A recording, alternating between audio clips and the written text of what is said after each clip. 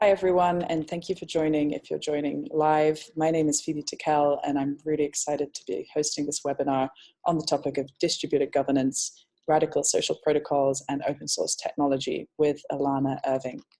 I'm doing this as part of a project I'm involved in called the DGOV Foundation. And a little bit about DGOV. DGOV is a network of practitioners, researchers, and people in the tech and blockchain space coming together to develop research, common language, and implementation of distributed and decentralized governance. We're coming together as a community for the first time next week in Berlin. So this webinar is really being hosted in the lead up to that as we develop the topics and the areas of interest and the possible working groups that we will focus on next week. So a couple of things before we start. We're using Zoom, which is a great online platform for webinars. For now, everyone is muted, and we'll have 40 minutes of conversation between Alanna and I, and then move on to 20 minutes of Q&A with the audience when it'll be possible to unmute yourself and ask questions directly. And we'll be recording the webinar for everyone to watch afterwards. So please do share. And Alanna's got a really exciting background, and I'm really happy to have her joining me today. She's worked across myriad projects in the space, and we know each other from the Inspiral network. So Inspiral is based primarily in New Zealand, although now it's got much more international reach. And it's a global network of entrepreneurs who utilize the principles of self-management and have been experimenting with new forms of governance and non-hierarchical systems for many years since it started 8 years ago. With the explicit intention and long-term aim of creating systemic change and positive impact. And also Lumio, which is a worker-owned cooperative that sits within the Inspiral network and which Alanna co-founded many years ago. And Lumio develops software that helps groups make better decisions together in a non-hierarchical way. Alanna, do you want to say a bit more about your background and the projects you've been working on these days before we move on? Not exactly sure where to start, but I've basically been working on many different projects over the last years that intersect with distributed governance in different ways. So basically community-driven collaborative projects where we have had to solve really interesting problems about how we communicate and make decisions and steer strategy in non-hierarchical ways. So I have learned a few things about distributed governance. I'm also really excited about new stuff that's coming up now. Let's see where to start. Yeah, so was involved with Inspiral, which is a network of social entrepreneurs where I got to do a lot of experimentation in that space. And out of that came some open source software tools for collaborative groups like Lumia for decision making and Co-Budget for collaborative funding, which some people use to enhance their practice. And more recently, I have been working on some crypto-powered tools. I'm working on something called Dark Crystal, which is basically a very user-friendly, accessible way to back up secrets like private keys among your friends, because that's security is one of the difficult bits about interacting with any kind of crypto-powered system, and the goal was to try to make it more accessible. So starting there with how do you manage all your passwords and secrets, and it's a cool fully P2P app that's now a prototype, which is really fun. And also been working with Open Collective, which is a platform for open source, transparent crowdfunding, and also enables sort of like a hack of fiscal sponsorship to enable distributed collaborative communities to interact with the default world of money and legalities without changing their shape or having to incorporate or tick boxes for the government or a bank. And yeah, lets you create sort of legal and financial commons that multiple projects can use to transact in the world. So that's really exciting. It's it kind of started in the open source software space, so there's a lot of open source software developers and stuff in the wider community of that, but it's now grown to citizen projects and meetup groups and all kinds of groups that are shaped in that sort of distributed, nobody owns it sort of shape of collaboration. So those are my more recent projects. Awesome. Yeah, you've had a massive, it feels like you've had this really broad experience across a lot of different areas, and like even interacted with governments. And yeah, and what I was interested in kind of looking at your biography and reading your bio on LinkedIn, which says that you explore, I mean, there are 4 bullet points here. It says explores bossless leadership and creates collaborative technology. You reconstruct organizations and processes for cooperative systems. You grow pro-social, values-based open source companies and communities, and you redefine ownership and governance for a radically optimistic future, which is, yeah, pretty cool. And I'm wondering, like, what is the red thread? What's been the red thread between all of those experiences for you? Like, yeah, I think maybe for people outside of this space looking at that list, it's a bit like, whoa, how do these all connect together? Yeah, I wonder the same thing myself sometimes. Well, one thing that's definitely been a commonality is that the things I get involved with don't have clear job titles. So when I go to fill something like LinkedIn out, I'm like, how do I actually communicate in this form what I actually do? So those words come from me just sitting down and going like, well, what am I most interested in? What do I like? And so like, I didn't have a job title to put on my business card. So I literally just wrote a bunch of stuff that I like on it and I handed it out to people and, you know, say, if you're interested in this, let's talk. So it is stuff, like you said, cooperative governance and all of those kinds of things, intersection of, I would say, social process and technology for building commons and sort of radically open collaborative ways of working. I think it kind of comes from like, I think that I have always sort of had, I would say, natural leadership ability, which is like really like uncomfortable even to say or kind of admit, because I don't want to engage with the leadership as coercive positional authority dynamic that it's like so wrapped up in our society. For me, it manifests more like getting really excited about what everybody could do together, and at the same time getting very impatient at people going in different directions and not getting organized and not communicating well, and just really wanting to help that work. And so getting people to go in the same direction because that's where they want to go together. So I think, yeah, I have sort of, that's one thread that I picked up quite early in my life and just kind of kept pulling on, like, what is this thing? How does this work in collaborative groups? Like, how do people actually get aligned, and what does that mean, and what does it take? And I think that combined with my interest in technology just kept leading me to these kinds of projects and just keep continuing to dig deeper and dig deeper. Cool. So, I mean, what I'm kind of hearing there is that you were always interested in this human organizing problem, like the really simple solution to how to get from A to B with a group of humans is that one human just kind of stands up on a podium and starts telling everyone what to do. But that was a bit uncomfortable for you and not the way you wanted to lead. Yeah, or just like boring and obviously not optimal.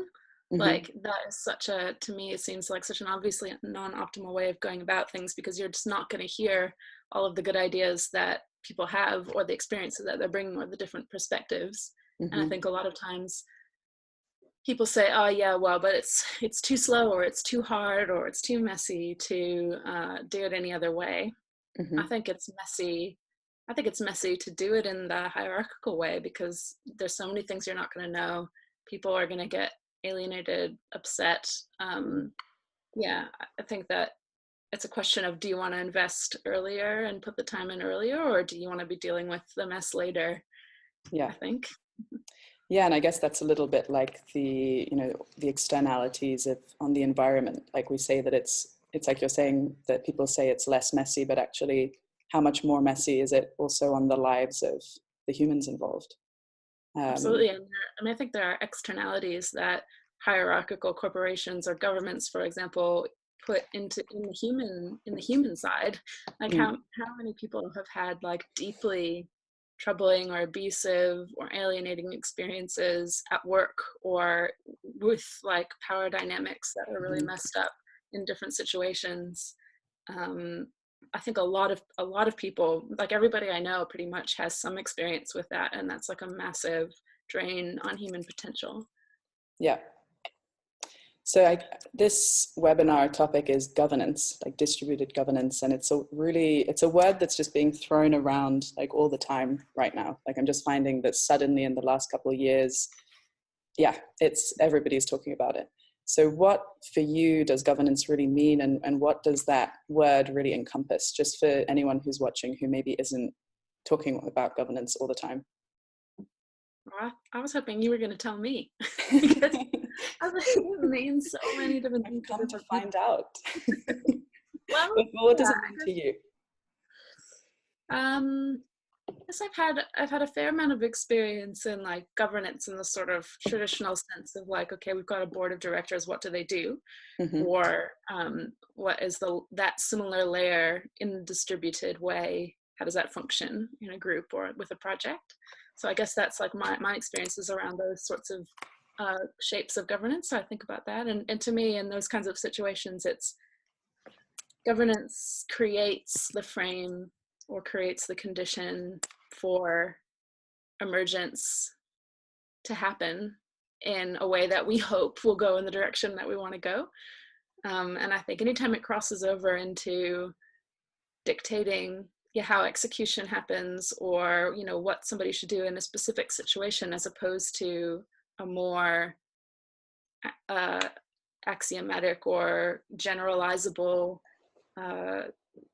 comment on how things could be. I think that's when, that's when it gets really messy and starts getting out of the realm of governance. And it's hard.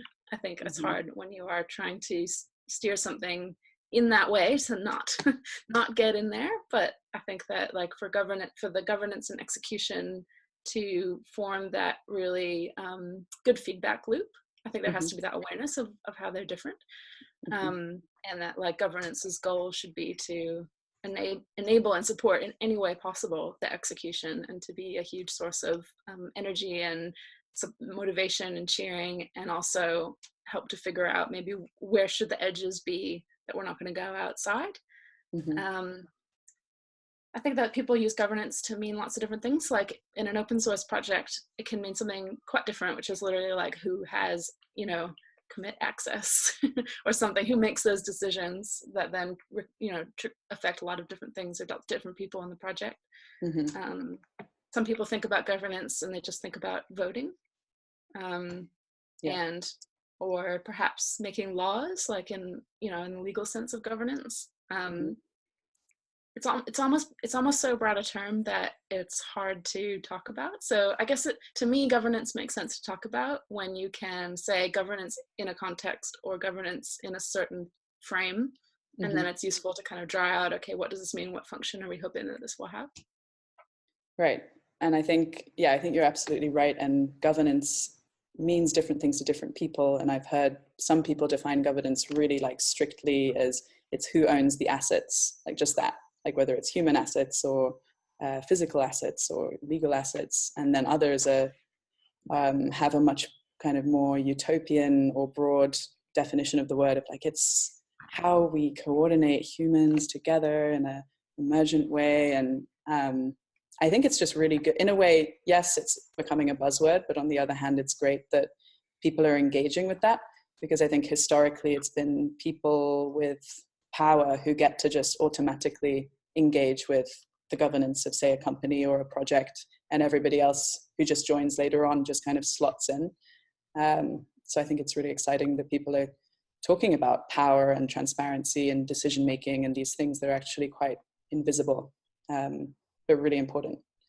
And thinking about that invisibility of governance, and then thinking about your first experiences with Loomio and Inspiral, I'd love to hear how that journey started off for you. Like we know each other through Inspiral, and I know you got involved with Loomio really early on, and then looking at the way Loomio has evolved, it's really impressive the way the team and the group, even though it's evolved over time, has stayed, in my opinion, really true to the kind of values and mission of Loomio, and that's really reflected in how Loomio's chosen to bring in investors and how it's chosen to structure its company.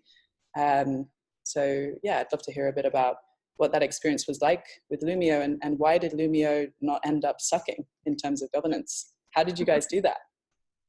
Yeah, well, there have been ups and downs. I guess, let's see, where to begin. I think these things were not necessarily designed. They were grown, they were evolved. I didn't know what they were going to be like at the beginning because they were emerging in unpredictable ways. So it's like, I guess I was like, I came into Inspiral quite early on in its history, when it was just like maybe 10 people or something like that. And it immediately posed the question of like, okay, we're not going to do the power hierarchy thing. Cool. So what are we going to do? How are we going to coordinate ourselves? How are we going to talk about what we want to achieve together? And it just brings up then all these questions, whereas if you're not going to copy paste from the default world, the way things have been done in terms of this is what a company structure is, this is what a CEO does. If instead you're going to undertake the project of unpicking all that, unpicking the, positional authority from leadership and governance and everything else, then you're left with this project of like deconstructing all of these things. And oftentimes that means deeply engaging with, well, why has this thing come to be this way in our society?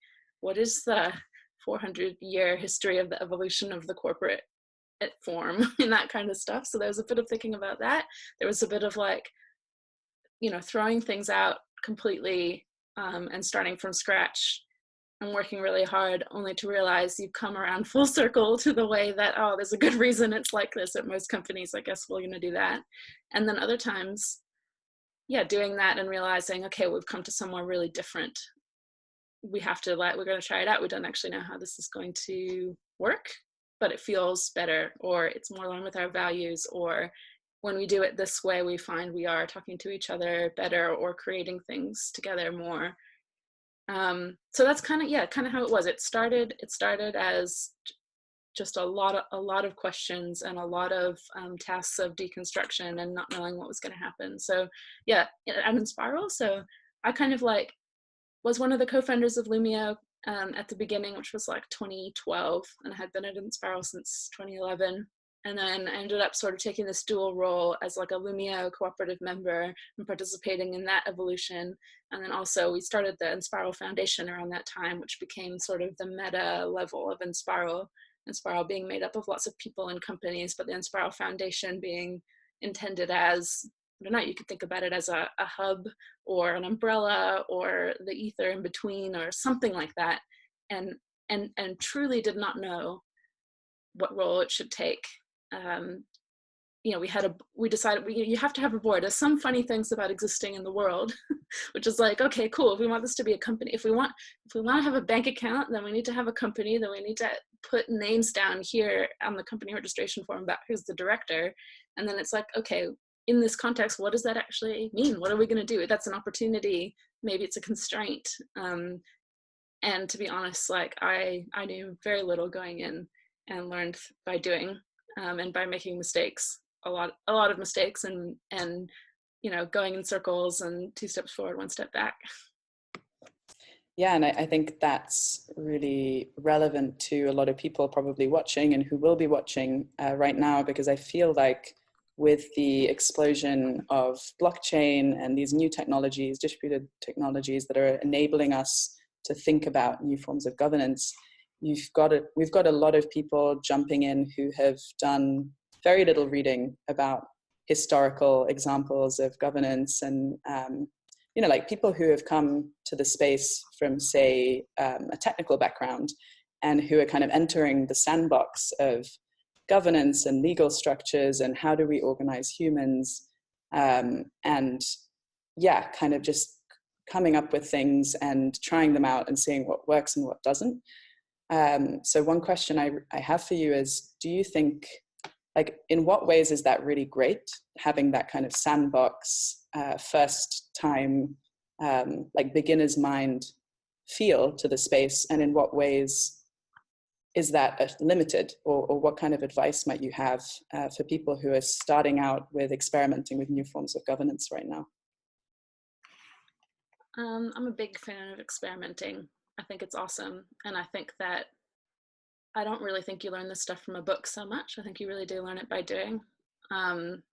I could probably read more books. Maybe I'm just not reading the right books, but honestly, like I really have learned by my own experimentation. And a lot of things in this space are the kind of things that you don't really get until you viscerally, experientially feel them for real. And they're about something you really care about and about people that you really are connected to. So that's okay. I think experimentation is amazing. I think where it gets really dangerous is people closing themselves in a room and trying to design a big system or something, even if it's a software system or a governance framework, or writing a white paper or writing code that isn't being used by real people as part of the design process. Because I think specifically with these kinds of systems, we want them to be complex emergent systems. If they are predictable, there is nothing in them that can be new or, evolved and exciting. They will just be the same old. What we want is tools to enable new kinds of emergence and new kinds of relating, I think. And I don't think you get that by sitting in a room and trying to design it all ahead of time. And I'm a huge geek about this stuff. Like I'm a massive governance and org dev and technology tools geek. So every time I hear about these kinds of systems, I'm interested and I go look at it. And a lot of times, I reach out and it's like, cool, tell me the stories about the real communities really using this thing and how are they finding it? And the answer is normally, oh, we don't have any real people using this thing yet, or we're just only using it on ourselves. And a couple of them, check back years later, and that's still the same story, except they've raised $200 million in an ICO, but that part of it hasn't changed. So honestly, that kind of inspires a bit of skepticism in me, because complex emergent systems, by definition, very small things can have outsized impacts.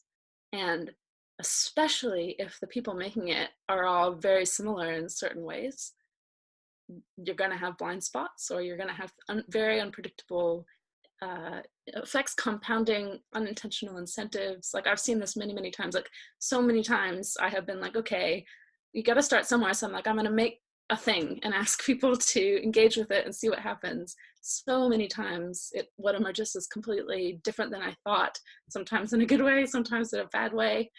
But if you don't make very tight feedback loops with the real humans, I worry that people are going to design systems that have really unintended consequences, because what happens in complex emergent systems is I just imagine it like huge gears turning and they can just squash someone.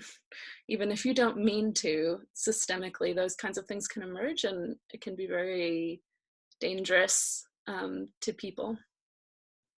Right, and especially when we design technical systems where like code is law, and then the creators of that system may not even see the humans that are not coded into that law, and then it's just like they don't exist. Yeah, I mean, to me, governance is a living, dynamic process of evolution and communication. It's not something that you design once, put in practice, and never change again. Your governance systems have to be able to evolve dynamically, because the world is changing and because you're learning new things. And so I do get concerned about these big systems where it's like it's a smart contract and there's no way out of it, and nobody can ever change it, and this is how we're going to end up with robot AIs killing us all, maybe. And there's a lot of talk. So I'm getting more and more embedded in the area of blockchain at the moment, and in that world of blockchain, there is a lot of talk about decentralization being great. Like just always, decentralization is the future. Decentralize everything. But actually, when you look at decentralized systems, they're often extremely, like existing decentralized systems, they're not always a good thing. And actually sometimes they're extremely bureaucratic and you know, you try and it's like it's like those like services where you try and get in, you're trying to call them to tell them that something's not working, and you just keep getting like routed to a different decentralized, like automated thing, bot, and you're just like, oh my gosh, where are the humans in this thing? What do you say to that phrase, decentralize everything? Do you think, just, yeah, I'd love to hear your opinion on that. Yeah, I think there's some really exciting stuff going on in decentralization.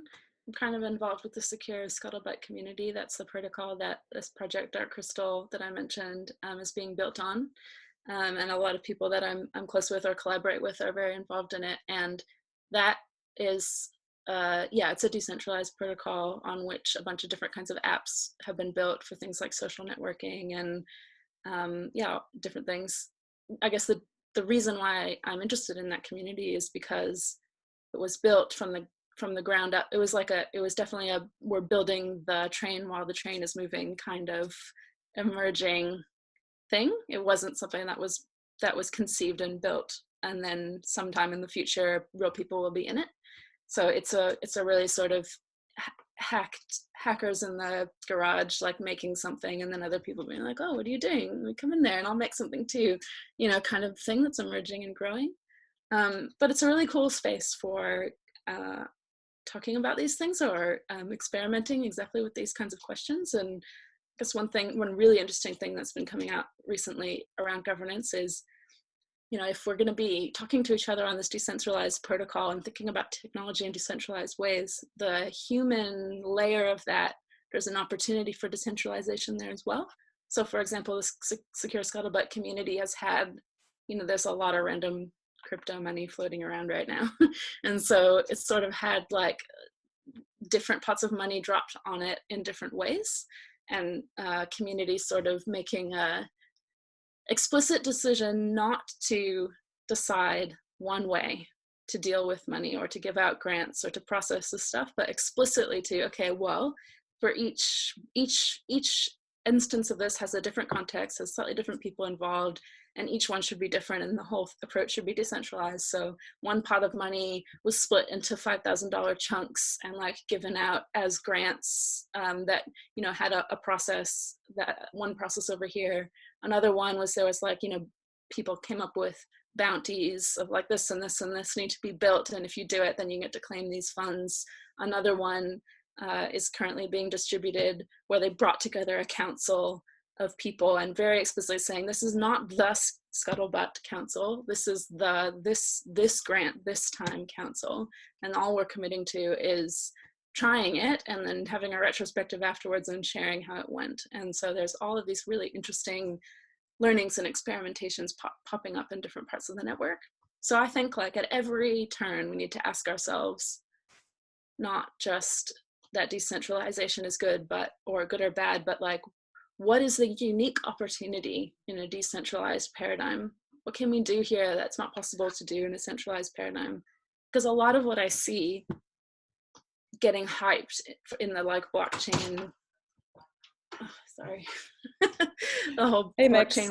Yeah, that's Mix. Hi, Mix. Talking about Scuttlebutt, so it seems kind of relevant. You had a spidey sense about Scuttlebutt. Yeah. Mix does a lot on Scuttlebutt. What I see a lot in the whole blockchain hype is like people getting excited about this, that on the blockchain, and this on the blockchain, and I'm like, blockchains are like, they're basically like a slow database. If this thing hasn't been done on a centralized database and there's nothing inherent in it that must be decentralized or that can only happen in a decentralized paradigm, then I have questions about why hasn't this, you know, why hasn't it worked before? Why aren't people already interested? Or why hasn't this thing emerged already? I sometimes feel like I'm too skeptical, and I'm like a really sort of practically minded person who gets a bit uncomfortable with like pie in the sky visions and stuff like that. So I'm always willing to, you know, say maybe I'm just not seeing it. But a lot of times I do find myself asking questions like that, because in my experience, when you actually build these systems and start using them with real people, the hard part is oftentimes not the part you thought was going to be the hard part, and oftentimes not the part that technology the technology is claiming to solve a bit that I'm like, I don't think that's really the hard part. And they'll only find that out when they put it out there and people are really trying to use it. Yeah. I think you're right that, I mean, I've been asking myself the same question, that, you know, there are these communities that we're part of that have been questioning governance for the last decade. I mean, and also humans have been questioning governance and designing new ways of, you know, voting and organizing and controlling assets for many, many years. And like, why has this suddenly become such a big thing? And it's as if a lot of people seem to believe that blockchain somehow enables a whole bunch of things that were not possible before. I'm trying to be careful not to throw the baby out with the bathwater though, because there are some things that blockchain obviously does open the doors to. And I'm wondering, how do you think it would have been different if if we were where we are now, but, you know, 8 years ago when you joined Inspiral and started Lumio, how do you think you would be designing differently? Or what do you think the power of blockchain is when you're thinking about designing distributed governance systems? Yeah, that's a good question. I can't imagine, you know, it would have been very different. I mean, there's some really unique things that came together to enable what emerged with Inspiral and Lumio and the other projects that were coming out from that scene at the same time. Like, we were in New Zealand, really far away from everything. There's no venture capital. There's none of that. Like, it was very much had to be a built from the ground up sort of labor of love stuff in the beginning, and that sort of sends things in a certain direction and attracted a really, I guess, idealistic, values driven sort of commons oriented sort of person, whether they were an activist or a hacker or a lawyer or whatever their background was. So that was an amazing natural filter for bringing together a critical mass of people who were thinking about these things in a similar way. I think recently with the crazy blockchain money, I don't know what is the impact that like suddenly having millions of dollars has. I don't know. I've actually never done a project like that. I kind of maybe think I should sometime. It'd be nice to like see what the millions of dollars thing is like, but I don't think the technology would have emerged in the same way. Maybe it would have scaled better and bigger because of that. Like, these are all the things that I've worked on have been very slow growing for similar reasons. Which has, you know, given space for certain kinds of organic evolution and growth that isn't how like a venture funded or ICO funded type thing probably grows. But there are some really cool things that are becoming possible now. So like, I'm working on this thing, Dark Crystal, which I said is like it's a P2P app for managing private keys and passwords and secrets. That emerged out of an experience where some of us were interested in why is it that in these peer-to-peer systems only certain kinds of people are kind of making it in, and a lot of people seem to be quite like locked out or left out of this whole, you know, this thing is probably the future and it's really exciting, it's the next wave, and if it's all people who kind of look the same or come from a similar background, I think we have a problem. So we were interested in this, why is this thing so inaccessible? And to answer that question, my co-founder of that project, he decided to just give Bitcoin to 50 diverse people who represented people who would probably never have gotten involved with cryptocurrency or anything like that otherwise. And then we studied, what are the barriers that they face? What is important to them? What is it that's blocking them out? What are they nervous about? And then arrived at this first problem of managing private keys and security in this really unforgiving environment where if you forget your password, you're just out of luck forever. And that's how we got down the track of building this tool. But because we're building it as a fully P2P app, it's got some very interesting applications, for example, in areas of the world that don't have good internet connectivity. I'm talking to somebody who has made an app that supports facilitators of savings pool groups in East Africa. And they found some really amazing outcomes, social outcomes for people who are participating in these groups of pooling money together and deciding together what to do with it. And then they don't have connectivity a lot of times, and they have very limited in what devices they can use and all this kind of stuff. So she's really excited about what if we could use could a P2P app kind of surmount some of those barriers and not have these people fall into, I guess, the traps that what centralized banks want them to be and the ways that they want to exploit these people. Instead, an independent peer-to-peer system could be a really different paradigm. So that sort of thing, those conversations are happening because we built this prototype and these ideas are going out there, and that is happening because it is a decentralized P2P system. So I think there are, yeah, I'm here, I'm working on this stuff because I do think there is amazing potential in decentralized technologies. I also think people, all of us probably bring a lot of baggage from the way that hierarchical, patriarchal power dynamics have affected us our whole lives and affect the way we think about these things. And it's like a whole process of like untangling so much of that and being like, okay, can we really put that down and go, what is possible in a different paradigm? Great. What I'm really hearing, I feel like what my two major takeaways from the conversation is one, context is really important. So as you said, designing in a room with kind of abstract ideas of castles in the sky and like new democracy and borderless, nationless states, all of this stuff, if you're doing that just as a general idea of how things should or could be, without actually designing for context, I think, the real danger is just designing for people just like you. And often we do have a bias to surround ourselves with people just like us. So it's like a kind of runaway system. And then the number two is humans are important, and actually, designing with humans and designing with the diversity of humans is really important. I think that message is very powerful, given that there are conversations right now about DAOs, which actually the automated system is at the center of it, and then the humans are at the edge. So it's like the smart contracts are actually the ones with the powerful to give out orders and organize humans that kind of plug into this system. So I think those are two really good messages. Is there anything else you'd like to add about, as we kind of move on to questions? Anything you'd like to add for people designing these systems and this idea of what is important and how to allow for emergence and how to balance that tension with scaling something and then also wanting to design, with a slow growth and with humans who you're designing for. Yeah. Wow. I have learned through trial and error, so maybe it's just that's what I know. But I really think you can't design at the level of emergence. By definition, you have to design at the level of the sort of simpler protocols that people actually interact with, and emergence emerges. And I think the only way you can then, go from there is to try something, really notice what's happening. And that involves lots of skills like listening and relationships and how to be honest with yourself and ego work and all of this kind of stuff.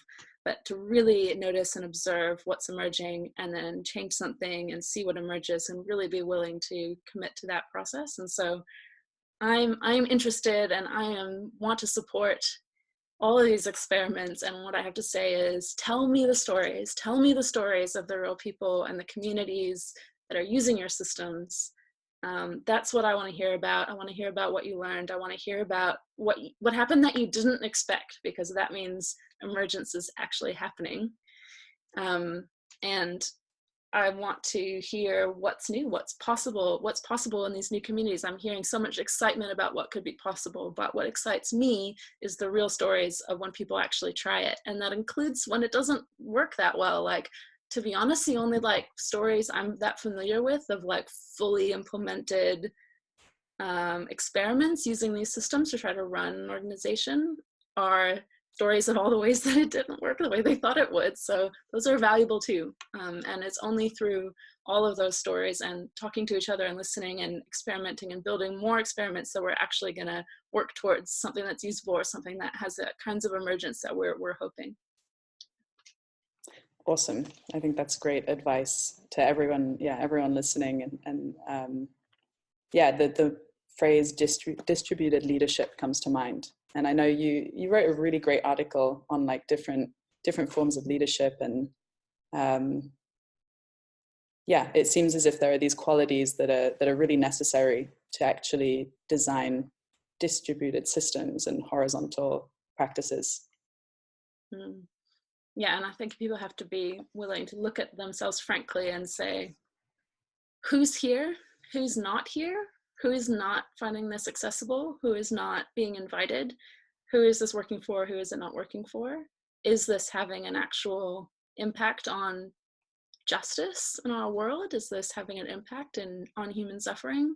Those are the kinds of questions that I hope people with all these millions of dollars of ICO money are actually thinking about. Great. Thank you so much, Alanna.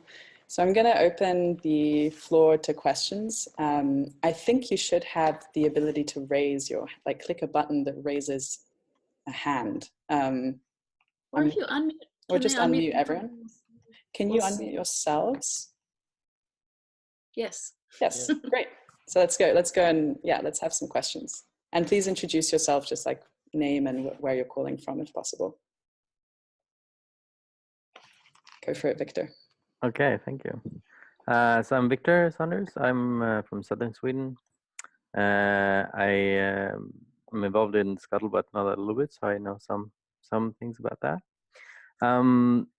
So I've been involved in a bunch of different projects in a bunch of different contexts, and one of the things that I've always found really difficult is when we've been trying to do, or at least I've been trying to push this non-coercive governance and trying to get people to step into that. It's a lot of the time there's a lot of people that aren't into that part of the project, or like that governance isn't what they kind of signed up for, or that's not what their focus is, and then it becomes really difficult to do things because some people are just not willing to take on that kind of large role of, okay, I'm gonna change my behavior. So I wonder what are your experiences with how to encourage that, and how to get people more excited about changing their own behaviors? Yeah, good question. I think that's something that's been faced by a lot of people who've tried experiments in this space, and me as well. A lot of times I'm surprised. Like I'm a geek about this stuff, so I'm always first in line, being like, yeah, I want to participate, I want to vote, I want to do this, I want to do that. But just like with anything, you can't use yourself as the representative test case because a lot of people are very different. I think one sort of thing that's I've had to accept is that a lot of people don't want to. A lot of people don't, are much more comfortable in a hierarchy, or they want to, hyper specialize just on their focus area and have everything else around them be taken care of by someone else. And I don't think we can say that's wrong. It's just different. So I think the first thing is collaborating with people who genuinely want to be on this journey. Some people think you can take an existing organization and like transition it to this other paradigm of true collaboration and co-ownership and co-governance. I don't know, because I think the only way that I've found to do it is to start something explicitly in that manner and use that as a natural filter for who wants to step in. Even then, I think it takes constant facilitation. It takes constant work. It's never the sort of thing that, okay, we've done it now, we've designed it, it's done forever. It's never going to feel like that. So I think one useful thing to remember and come back to is working in non-hierarchical ways does not at all reduce the amount of leadership and governance that's required. It just gives you the opportunity to spread it out among more people, or to have explicit consent as part of the whole process. So you can have a completely non-coercive hierarchy if that's what people all want to consent to. But if you want to have a non-hierarchy, I think everybody has to be up for it, doing their part of that work. And if they're not, then maybe it's not right for them. So I'd say, start small and grow, and working with the people who want to be on the journey with you. Yeah, in my experience, as I'm often the one who's sort of like the facilitator, inviting people into these processes, and it's a lot of work. I think there's some things that can be done with tools, like, making the process fun and colorful and exciting and easy, and that does help. But ultimately, people have to be genuinely engaged. Have to understand. They have. I think you can't do it really without true co-ownership. People have to feel. Not just feel, but actually genuinely be holding the thing together and have shared responsibility ultimately for this thing. And then you can step into shared governance in a way. Yeah. Great. Do we have any other people who'd like to ask something?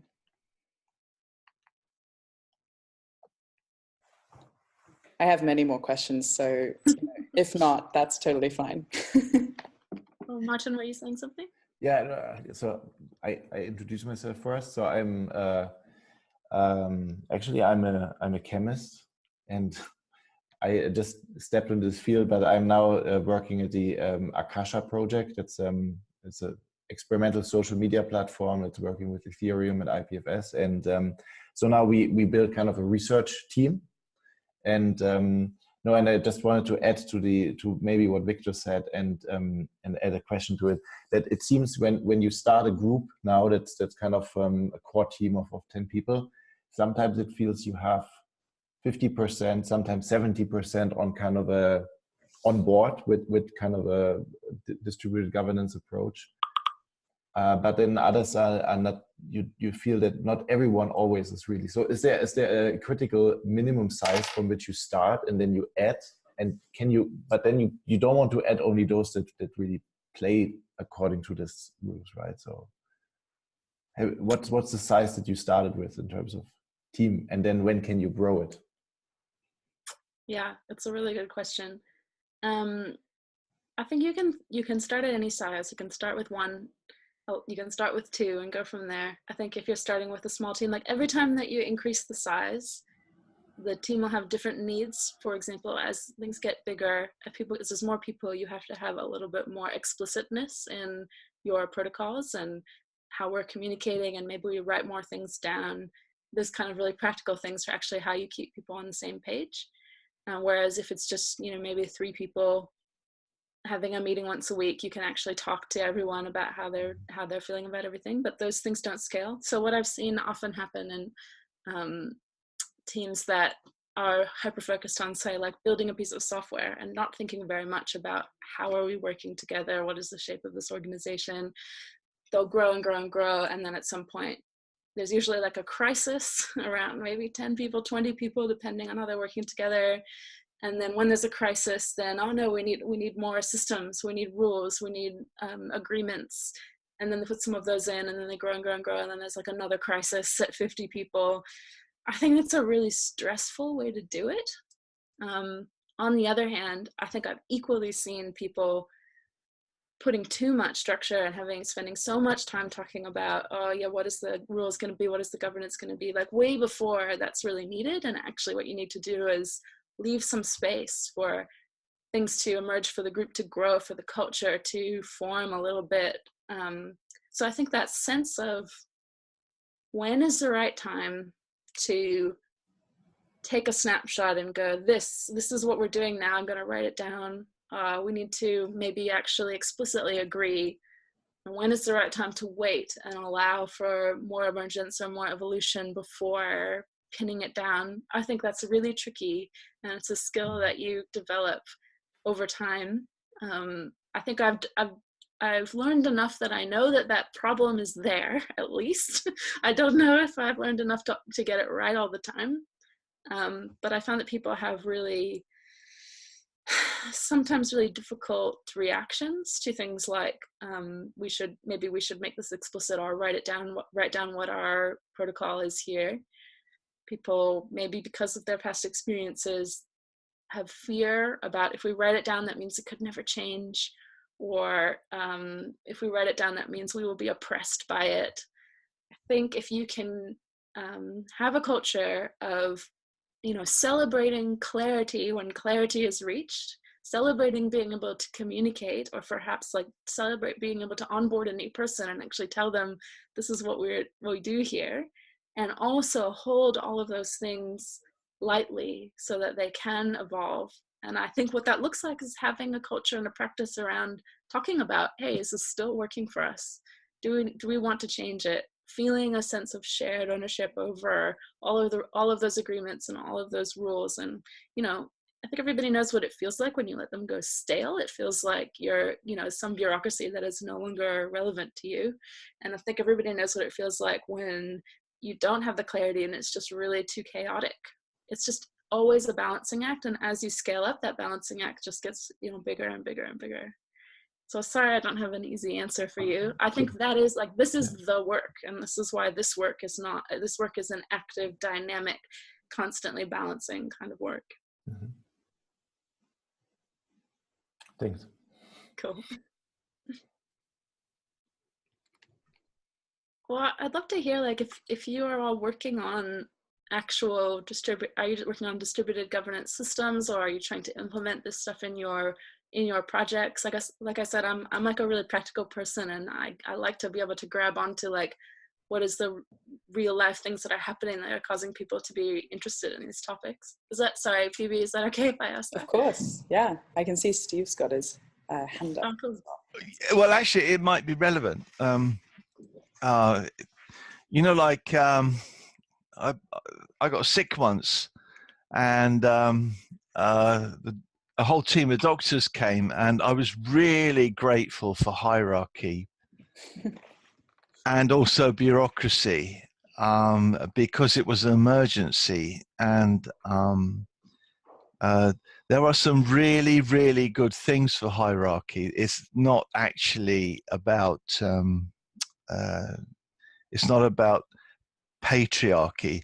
It's about that hierarchies work really well in an emergency if you've practiced and trained, then it's really effective. And so I'm thinking that sometimes, I'm going back to what you were saying about situations, sometimes a hierarchy is really important, useful, I mean, and sometimes something really loose and funky is useful. I was just thinking, Alanna, surely we have to learn to have these things living together. And you asked about experiences. I started an eco village. I was one of the main founders. And we had that problem because when you invite people to 22 hectare of forest and land and say, come on, guys, let's make an eco village together. I can tell you, it's like letting battery hens out of the factory. They all come out and say, oh, right, now we're free, and all they do is cackle and argue about who should be the leader and how we should do stuff. We really are. My experience is that we really are like a bunch of hens, or cubicle workers, and you let them out in the green grass, and it's like, it's crazy for a while. Mm-hmm. Okay, so I've asked a question and given my experience. Mute me. I hear you. I think absolutely you can point to examples and say, like, see, humans are hierarchical, it works. And then you can equally point to examples and say, see, humans are cooperative, it works, or it doesn't work. And I think all of us have a lot of lived experience, both in hierarchy, happy hierarchy and sad hierarchy. And we have experience with cooperation, and we know when it feels good and we know when it feels bad. And I think these are skills. Like, organizing ourselves as a social group is a skill, and we get better at what we practice. So if you have grown up and your family's a dictatorship, and you go to work and your work's a dictatorship and school is a dictatorship, how are you supposed to know how to sit in a circle and figure out what to do on 22 hectares if you haven't been practicing? and have the same question about our, like, you know, highly held ideals about democracy. How are we supposed to, as a society of millions of people, do this democracy thing if in our daily lives we are not practicing democracy, in our families, in our neighborhoods, in our workplaces?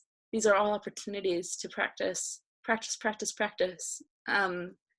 And it means, yeah, making mistakes and having a bad time and learning from it and growing and figuring out what different kinds of people, how they react in different situations. And I guess what I'm working towards is more and more understanding about when is a good time to pull out a method of organizing or a dynamic that could work in this situation. How do we know, you know, what's going to be good for this group of people? I guess we learn through experience and through developing these skills.